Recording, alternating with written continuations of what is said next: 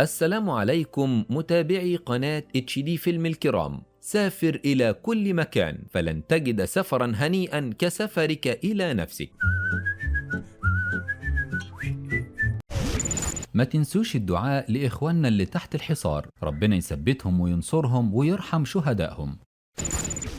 وبيبدأ فيلمنا بشخص اسمه كاريسون، وهو بيعرفنا على نفسه وبيقول لنا انه محقق خاص وبيحب الشرب والتدخين ولعب القمار، وفي الوقت ده بيسمع اصوات عربيات تحت الفندق، ولما بيبص من الشباك بيشوف اشخاص مسلحين بيقتحموا المكان، وبيفهم انهم جايين علشانه، وعلشان كده بياخد قطته وبيحاول يهرب من الباب الخلفي، وفعلا بينجح في انه يعمل كده. وتاني يوم في مكتبه بتجيله عميلة اسمها أنجيلا، وبتشرح له ان عمتها من كذا سنة عانت من انهيار عصبي كامل حجزت في مصحة خارج مدينة غالفيستون، وبتوضح له إنها كانت دايما على تواصل معاها سواء بالمكالمات أو بالرسائل، لكن من فترة كبيرة كل ما تحاول تتواصل معاها مفيش رد، والمسؤولين عن المصحة بيتهربوا منها. وبيكون كاريسون في البداية رافض فكرة التحقيق في مكان خارج مدينته، لكن بيغير رأيه لما بتعرض عليه أنجيلا شيك مفتوح. والتاني يوم بيسافر للمصحة، وهناك بتستقبله سيدة جميلة وبتقول له إنها كانت متوقعة زيارته ليهم، وبتكون فاكراه مراقب من المعهد الخاص بالمصحة، فبيوضح لها انها فاهمة غلط وانه هنا لزيارة مريض. وبيفضلوا يتكلموا كتير مع بعض لحد ما بيكتشف كاريسون انها مريضة فصام مذعور مش دكتورة زي ما كان فاكر، وبيكمل طريقه لحد ما بيوصل لموظفة الاستقبال، ولما بيطلب منها يقابل السيدة باريبرا عمة أنجيلا بتتوتر وبتقول له انها اول مرة تسمع الاسم ده، ولما بيطلب منها تدور عليها في الملفات بتقول له انها هتتصل على الدكتور ويقدر يعرف منه المعلومات اللي هو عايزها. وفعلا بعد شوية بيوصل الدكتور وبيسأل كاريسون لو كان فاكره، وبيفكروا بانهم كانوا مع بعض زمان في نفس فريق الكورة، لكن المدرب كان دايما بيخليه احتياطي وعلشان كده هو مش فاكره. ولما بيسأله هو يعرف السيدة باريبرا منين، بيقول له انه صديق العيلة ووعد بنت اخوها بانه هيزورها ويطمنها عليها، لكن الدكتور بيرد عليه بانه مش هينفع يزورها دلوقتي لانها في جلسة علاج جماعية. ولما بيقول له كاريسون انه هيستناها لحد ما تخلص بيتوتر وبيقول له انها هتفضل في الجلسة اليوم كله، لكن اول ما تفضى هيبلغه. وفعلا بيمشي وهو شاكك ان في حاجة غلط بتحصل، وبيكون واضح من نظرات الدكتور انه مخبي حاجة. وبالليل بيروح كاريسون للحانة، وهناك بيتقابل مع اصحابه من ايام الجامعة، ومن ضمنهم شخص اسمه ديزن، وبيتعرف هناك على شاب اسمه لورينزو كان بيشتغل في المصحة. وبيقول كاريسون لنفسه ان ده الشخص اللي هيقدر يساعده، وبيستمتع هو واصحابه بلعب القمار لحد ما بيعرفوا ديزن على روز بنته، وبنعرف ان الحانة ملك ليها، وبتنتهي القعدة بفوز ديزن في لعبة القمار. وبعدها بيتكلم مع كاريسون وبيقول له ان نص البلدة هنا مصابة بالسرطان، ولما بيسأله لو كان قابل جين اللي كان بيحبها زمان بيقول له لا، فبيوضح له ديزن ان جوزها توفى وان عندها بنت جميلة منه اسمها بيكي، وبيشاور له على شخص اسمه هابي وبيقول له انه بيكي تبقى. بعد شوية بيوصل كاريسون للفندق المقيم فيه، وهناك بيتفاجئ بوجود الشخص اللي بيطارده، وبنفهم من كلامهم مع بعض ان الشخص ده كان مكلفه يرجع له بنته الهربانة. وفعلا كاريسون عمل كده، لكن بعد ما اخد فلوسه ساعدها تهرب بره البلد، وده لانها كدبت عليه وفهمته ان والدها كان بيعتدي عليها، وبيكون الشخص ده عايز يرجعها تاني زي ما هربها، وبيطلب منه يفكر كويس قبل ما يرد عليه وبيسيبه وبيمشي. وتاني يوم بيرجع كاريسون تاني للمستشفى، وهناك بيقول له الدكتور ان السيدة باريبرا نايمة ومش عايزة تقابل حد، وبيقول له انه عارف ان عيلتها هم اللي باعتينه علشان يخلوها تتنازل عن ممتلكاتها، ومش هيسمح له انه يعمل كده. وعلى غير عادة كاريسون بيمشي من غير ما يرد عليه، لكنه بيطلع للدور الاخير من غير ما حد ياخد باله، وبيدخل لاوضه الدكتور، وهناك بيلاقي الملف الخاص بالسيده باريبرا، لكنه بيكون فاضي وما فيهوش اي حاجه تخص علاجها. وفي الوقت ده بيشوف الدكتور وهو جاي ناحيه الاوضه، وعلشان كده بينط من الشباك، وبيتقابل مره تانية مع المريضه اللي اوهمته بانها دكتوره. ولما بيسالها لو تعرف السيده باريبرا بتقول له انها عارفاها لكن ما شافتهاش من زمان، وبتقول له ان المرضى اللي هنا بيختفوا دايما. وفي نفس اليوم بالليل بيقول ملك الفندق لكاريسون ان في 4 اشخاص بعربيه سوداء سالوا عنه وطلبوا منه يبلغوه انهم هيرجعوا تاني، فبيعرض عليه كاريسون فلوس مقابل انه يراقبهم لما يجوا، وفعلا بيوافق وبيقول له ان هم كمان دفعوا له مقابل انه يراقبه، لكن مش هيعمل كده. وتاني يوم بيفوق كاريسون على مكالمه من جين اللي بتطلب منه يجي لها البيت ضروري لانها محتاجه تتكلم معاه، وفعلا بيروح لها وهو مبسوط انه اخيرا هيقابلها بعد 20 سنه. ولما بيسالها عن جوزها بتقول له انه تعرض لنوبه قلبيه وتوفى في وقتها، وبعدها بتشرب بتشرح له انها طلبت تقابله لانها عايزه توظفه في مهمه جديده، وبتقول له ان هابي جوز بنتها اتعرض للتشنجات في المباراه وتوفى، وبتوضح له ان بيكي بنتها هي المشتبه فيها، وده لان الشرطه فاكره انها خلصت عليه علشان كان بيخونها. وبتقول له انه على الرغم من انها زعلانه منه لانه اتخلى عنها من 20 سنه وسافر، الا انها مبسوطه انه بعد عن البلده دي لان كلها فساد. وبتوضح له ان ديزن هو اللي مسيطر على كل حاجه فيها، وعلشان كده عايزه مساعدته في اثبات براءه بنتها، وفعلا بيوافق. وتاني يوم بيروح يقابل الطبيب الشرعي اللي كان مسؤول عن جثه هابي، وبيعرف منه بعد ما بيرشيه ان الضربه اللي هابي اخدها في المباراه اتسببت في كسر فكه ورجله، لكن وهم بيشرحوا جثته اكتشفوا كميه كبيره من الإبيدرين في دمه وماده كيميائيه مجهوله. وبيقول له ان اول ما نتائج التحليل توصل له هيبلغه على طول. وعند جين بتروح تتقابل مع ديزن وبتطلب منه تخلي مفتش الشرطه يبطل يحقق مع بنتها ويشكك في انها ليها علاقه بوفاه جوزها، بما انه ليه سيطره على كل البلده. وفعلا بيوافق، لكن بشرط انها تتنازل له عن 49% من شركه جوزها، وتطلب من كاريسون يوقف تحقيق في وفاه هابي لانها الوحيده اللي بتقدر تقنعه. وبتوافق هي كمان على كلامه، وبتقول له انها هتخلي المحامي بتاعها يتواصل معاه وهتحاول تقنع كاريسون. وبالليل بنشوف كاريسون بيتكلم مع شخص في الحانه عن هابي، وبيقول له الشخص ده ان روز اكتر واحده هابي كان بيقضي وقت معاها، وان الكل كان عارف انهم على علاقه ببعض حتى بيكي مراته. وفي الوقت ده بيلاحظ كاريسون ان في شخص في الحانه بيبص له بنظرات غريبه، ولما بيخرج بيكون معتقد ان الشخص ده هيخرج يراقبه، لكن ده ما بيحصلش. وبيشوف لورينزو وهو داخل بشنطه كبيره للحانه، وبيفهم انه متورط في تجاره الممنوعات. وبعدها بيقرر يروح للطبيب الشرعي، وهناك بيعرف ان هابي توفى بسبب ماده مخدره. ولما بيخرج بيقابل المفتش اللي ماسك القضيه، واللي بيكون شايف ان بيكي هي اللي خلصت عليه، وعلشان كده بيتعصب كاريسون عليه وبيطلب منه يفكر بذكاء لان هابي ملهاش اي مصلحه في انها تخلص عليه. وبالليل بيروح للحانه، وهناك بتيجي روز تقعد معاه، ولما بيسالها لو كانت بتحس بغيره لما هابي بيروح لمراته، بتقول له انها ما بتحبش الاسئله الكتير. وفي الوقت ده بينضم لهم والدها، وبيقول لها انه عاوز يتكلم مع كاريسون على انفراد، وعلشان كده بتسيبهم وبتمشي. وفي نفس الثانيه بيطلب والدها من كاريسون يجي معاه ضروري، وبياخدوا المكان خاص بيه بعيد عن البلده، وبيقول له انه عارف انه رجع علشان يدور على السيده باريبرا، وبيعرفه انها توفت والافضل ما يدورش في الموضوع لو مش عايز يأذي نفسه. وبيعرض عليه انه يجهز له افاده من الشرطه بانها توفت بطريقه طبيعيه ويسلمها لعيلتها مقابل انه يديله مبلغ كويس، والاهم من كده انه يبعد عن قضيه هابي. لكنه بيرفض وبيقول له انه اتخلى زمان عن جين ومش هيكرر غلطته مره تانية. وعند والد البنت اللي كاريسون هربها بيطلب من رجالته ينهوا حياته، لكن بيقدر كاريسون ينقذ نفسه وبيخلص عليهم واحد ورا التاني. وتاني يوم لما بيروح المفتش يتكلم مع كاريسون عن اللي حصل، بيوضح له انه كان مديون لهم بفلوس وعلشان كده بيطردوه، وبيعرض عليه انه يبعد بيكي عن القضيه، وفي المقابل هو هيسيب البلده من غير ما يحقق في اي حاجه ومش هيرجع تاني. لكنه بيرفض وبيقول له انه مش هيقدر يعمل كده، وبيقول له لو فاكر ان بمساعدته لبيكي هيمحي الذنب اللي ارتكبه في حق جين ووالدتها لما تخلى عنها زمان يبقى غلطان. وبيقول له ان كل اهل البلده بيكرهوا جين، وبيطلب منه يسالها هي عن السبب. وبعد كده بيعرفوا ان هابي كان بيعتدي على بيكي بالضرب، وعلشان كده هي المشتبه فيها لان هي الوحيده اللي عندها دوافع لانها تخلص عليه. وبيقول له انه قدامه اختيارين، يا يسيب البلد وفي المقابل ده هيخلي قضيه الاشخاص اللي خلص عليهم امبارح دفاع عن النفس، او هيسجنه. وعلى الرغم من تهديده الا ان كاريسون بيقرر يكمل اللي بدأه، وبيروح يتكلم مع بيكي. ولما بيسالها لو جوزها كان بيتعاطى ممنوعات بتتعصب عليه، وبتقول له انها ما تعرفش حاجه غير ان مش هي اللي خلصت عليه، وبتسيبه وبتمشي. ولما بيتكلم مع والدتها وبيسالها ليه اهل البلده بيكرهوها، بتاخده معاها المصنع نفط، وبتقول له ان جوزها رشا كل مفتشين البلده علشان يسمحوا له يشغل المصنع ده، وبسببه الميه اتلوثت وحالات التسمم انتشرت بنسبه كبيره في البلده. وبتقول له انها ما كانتش تعرف اي حاجه عن المصانع غير بعد وفاه جوزها، وعلى الرغم من كده كملت اللي هو بدأه علشان تضمن حياه كويسه لبنتها. وبتعترف له ان بيكي تبقى بنته هو مش بنت جوزها، ولما بيلومها انها خبت ده عنه بتتعصب عليه، وبتقول له ان هو اللي اتخلى عنها وسافر. وتاني يوم بيتصل الطبيب الشرعي على كاريسون، وبيقول له انهم لقوا في دم هابي ماده بتستخدم في علاج السرطان، ودي ماده ما ينفعش تتسحب من الصيدليه غير باذن من الدكتور. وفي الوقت ده باب اوضه كاريسون بيخبط، ولما بيفتح بيتفاجئ بوجود بيكي اللي بتكون عرفت حقيقه انه والدها، وبيقضوا وقت لطيف مع بعض لحد ما بيتفاجئوا بسايلد صديق قديم لوالدها وهو داخل عليهم ومصاب. ولما بيطلب كاريسون منه يشرح له اللي بيحصل، بيقول له انه سمع بالصدفه ديزن وهو بيتكلم مع هابي، وطلب منه انه يخسر في المباراه الجايه مقابل انه انه يمسح كل الديون اللي عليه، لكن هابي قرر انه يسرق ممنوعات من دكتور المصحة النفسية علشان يسدد ديونه، ولما الدكتور اكتشف سممه. وفي الوقت ده بتتصل جين على كاريسون، ولما بتقوله ان المفتش جاي ومعاه مذكرة بالقبض على بيكي بيطلب منها تديله التليفون، وبيطلب منه يديه 24 ساعة بس والمجرم الحقيقي هيكون عنده. ولما بيخرج من البيت بيلاقي رسالة على عربيته من روز بتطلب فيها انه يقابلها في الملعب، وفعلا بيروح لها، لكن بيطلع ده فخ من الشخص اللي عايز يخلص عليه. وبيقدر كاريسون في النهاية يهرب من الملعب، ولما بيوصل للفندق بيفتكر كلام المريضة اللي قابلها في المصحة لما قالت له ان الاشخاص هنا بيختفوا بس، وبيفتكر كلام ديزل لما قال له ان السيدة باريبرا توفت، وبيتوقع ان اللي خلص عليها ممكن يكون دفنها في المصحة. وفعلا بيطلع توقعه صح، وبيلاقي جثتها لما بيحفر هناك. لكن في الوقت ده بيوصل الدكتور وهو ماسك السلاح، وبيطلب منه يوقف اللي بيعمله. وفي نفس الثانية بيوصل الشخص اللي بيطارد كاريسون مع رجالته، وبيضربوا عليه رصاص وبيهرب منهم لحد ما بيدخل للمختبر الموجود في المصحة واللي بيصنعوا فيه المخدرات. وبيقدر كاريسون يخلص عليهم، وبتمسك النار في المكان كله لكنه بيقدر يخرج. ولما بيحاول الدكتور يخلص عليه بتيجي المريضة اللي قالت لكاريسون انها دكتورة وبتخلص عليه بعد ما بيعترف ان هو اللي قتل هابي. ولما بيوصل المفتش للمكان بيوضح له كاريسون ان الدكتور ما كانش مكتفي بتجارة المخدرات، وكان بيتخلص من جثث المرضى اللي بيتوفوا وبيوهم اهلهم انهم عايشين علشان يستمروا في دفع مصاريفهم. وبيعرفوا انه اعترف ان هو اللي ادى الممنوعات السامة لهابي، وبيطلب منه يبعد عن بيكي ويبطل يرخم عليها تاني. وبعدها بيروح يتكلم مع ديزن اللي بيقول له انه ممتن ليه لانه خلصه من الدكتور، وده لان كده السوق بقى بتاعه لوحده ومفيش حد هينافسه في تجارة الممنوعات. ولما بيطلب كاريسون منه يلغي الاتفاق اللي بينه وبين جين بخصوص ال 49%، بيقول له انه مفيش معاه دليل على ان الدكتور هو اللي خلص على هابي، وبيطلب منه يشيل الفكرة من دماغه علشان ما يفتحش القضية تاني ويلبسها لبيكي. وفعلا بيضطر يوافق. وتاني يوم بيتفاجئ كاريسون بوجود ادوية لعلاج السرطان في اوضة جين، وبيفهم انها مريضة كانسر. ولما بيفتكر كلام الطبيب الشرعي عن ان هابي كان فيه في دمه ادوية سرطان بيشك في ان جين ممكن تكون هي اللي خلصت عليه، وبيواجهها بده قدام بيكي، وفعلا بتعترف ان هي اللي عملت كده علشان تحمي بنتها منه. وعلى الرغم من ده الا انهم بيقرروا ينسوا اللي حصل ويعيشوا مع بعض كعيلة سعيدة.